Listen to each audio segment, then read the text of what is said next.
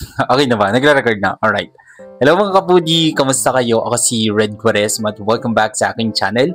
At kung bago pa lang kayo sa aking channel, huwag niyong kalimutan na mag-subscribe at sipahin rin tayo ni bell button sa baba para updated kayo kung meron ako mga bagong video na i-upload dito sa aking channel, you know?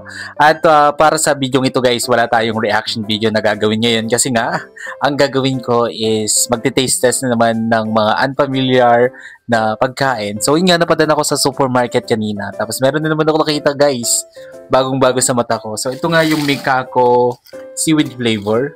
Ayun siya yung packaging niya. Ang dami niya, no? Ang dami niyang laman. And alam niyo ba guys na napakamura lang nito kasi nagkakalaga lang to ng 39 pesos. Saka meron ka ng ganyang kadaming Mikako seaweed flavor. Ang ganda kasi ng packaging niya, oh. Diba? Napaka eye-catchy ng kanyang packaging. Saka mura. And tara, taste test natin to. Alright!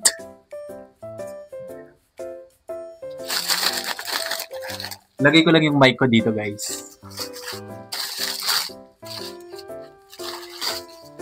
Bilangin natin kung ilan yung laman niya.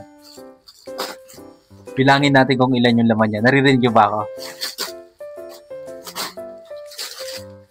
So, ganda ng packaging niya guys. Ang ganda ng packaging niya. 1, 2, 3, 4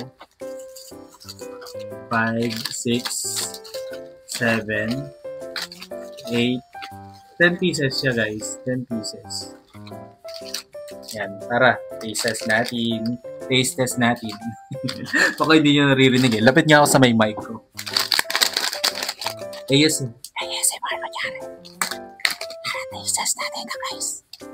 So yung laman niya ganito. Yan. Yan o.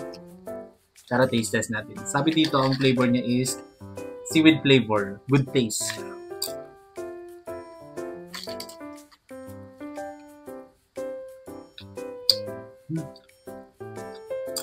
Malasa nga siya guys. Very tasty yung lasa niya. Crunchy. Ang crunchy niya.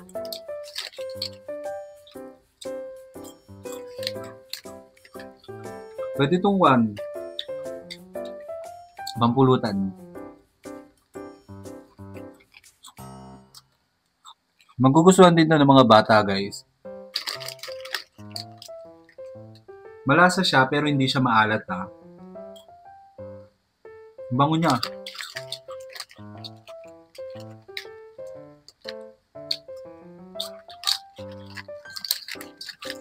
Sarap.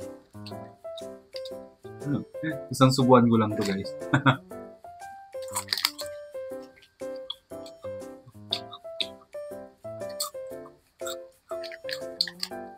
Sarap na. Masarap nitong pulutan talaga. Parang umiinom. Kasi hindi ako umiinom ah. Kung bigyan ko siya ng 1 rate, bigyan ko siya ng 7 out of 10. Goods. Try nyo din. Mura lang siya guys. Tapos ang dami niya pang laman. Ang ganda pa ng packaging niya. Oh. Yummy. Delicioso. Thank you guys for watching.